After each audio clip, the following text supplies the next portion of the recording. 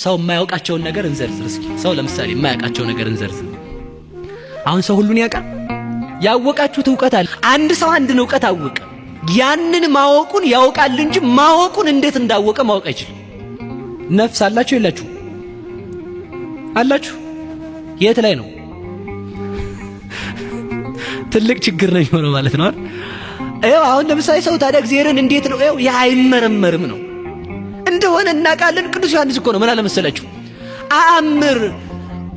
አእምር ከመወለዶ እግዚአብሔር እያአምር ዘከመወለዶ ዘከመወለዶ እግዚአብሔር ወልድ እግዚአብሔር አብ እግዚአብሔር ወልድን እንደወለደው አውቃል፣ እንዴት እንደወለደው አላውቅም አለ። በቃ ነፍስ አብራህ እንዳለች ታውቃለህ፣ እንዴት እንዳለች አታውቅም። ተዘቅዝቃ ትኑር፣ እግሯ ወደ ላይ ይሁን ራሷ ወደ ታችሁን አታውቅም።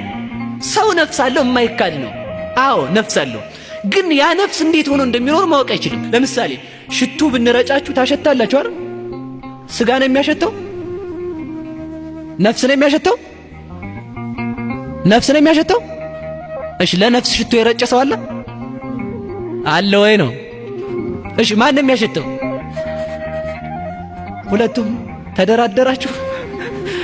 ሁለቱም ብለዋል። እንግዲህ ሁለቱም አይባልም። ሁለቱ ለብቻቸው ተለያይተው ሥራ መስራት ይችላሉ? ቅዱስ ቄርሎስ የተናገረው ለዚህ ነው። ሃይማኖተ አበው ምዕራፍ 73 ቁጥር 19 ላይ ሰማዕታት የተቀበሉትን መከራ አምጥቶ ለተዋህዶ ምሳሌ አድርጎ ይጨርሰዋል። ቦኑ ረከባ ነፍሳት ይሆሙ ለጻድቃን። እውነት ሰማዕታት ስለቱን ሳቱን ሲቀበሉ ነፍሳቸው ነው የተቀበለ ስጋቸው ብሎ ይጠይቃል። ነፍሳቸው ነው ካልከኝ ነፍስ አትገረፍም ይላል። ስጋቸው ነው ካልከኝ ስጋን ስንደበድበው ብንውል ነፍስ ከሌለችው ስጋ ዱላን መስማት አይችልም ይላል።